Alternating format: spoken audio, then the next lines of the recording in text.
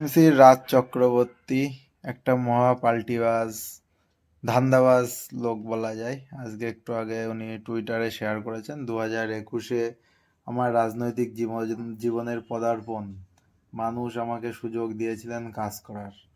মানুষ দেয়নি, মমতা ব্যানার্জি দিয়েছিল এবং ব্যয়তী গঙ্গায় একটু হাত ধুয়ে নিয়েছেন উনিও। পরবর্তী 5 বছর সেভাবেই বিধায়কের দায়িত্ব পালন করার চেষ্টা করে গেছি। কি কি উন্নয়নমূলক কাজ উনি 5 বছরে করেছেন সেটার হিসাব ওনার দেওয়া উচিত, এবং নৌশাদ সিদ্দিকী একমাত্র দিয়েছেন এটা। আর যে অধ্যায় শেষ হলো 2026-এ, হ্যাঁ, হেরে যেহেতু শেষ হয়েছে, সেই সঙ্গে শেষ হলো আমার রাজনৈতিক জীবনের পথ চলা। মানে মমতা ব্যানার্জির বোঝা উচিত কাদেরকে দাঁড় করিয়ে টিকিট দিয়েছিল এবং জিতিয়ে কাদের নিয়ে রাজনীতিতে নামিয়েছিল, যারা মানে সঠিক সুখের সময়ে সব কিছু নিয়েছে, ক্রিম খেয়েছে, এবং আজ যখন টিএমসি হেরে গেছে পার্টি ছেড়ে রাজনৈতিক জীবনের কেরিয়ার শেষ করে চলেই যাচ্ছে। মানে এই হচ্ছে অবস্থা।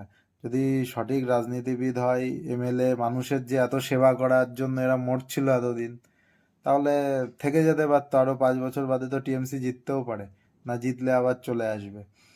তো ভাবাই যায় না।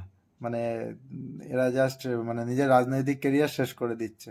হয়তো বিজেপি ডাকলে বিজেপিতেও চলে যেতে পারে আবার, কোনো মানে ঠিক নেই। যদি মুভি হিট করার হয়, ভালো সিনেমা রিলিজ করার দরকার হয় এবং বিজেপিতে জয়েন করার দরকার হয়, তা এই টাইপের লোকজন আবার বিজেপিতেও চলে যাবে। তো দেখেও মানে খারাপ লাগে। আর টিএমসির মানে যারা কর্মকর্তা তারা কাদেরকে নেতা ভাবছিল, সেটাই ভাবার বিষয়। তো জাস্ট এই টাইপের লোকজন যে পার্টিতেই থাক, বিজেপি হোক বা টিএমসি, মানে যারা একদম গ্রাসরুট লেভেল থেকে ওঠেনি, তাদেরকে এইভাবে মাথায় তুলে এমএলএর টিকিট দেওয়াই উচিত না, যে পার্টি হোক।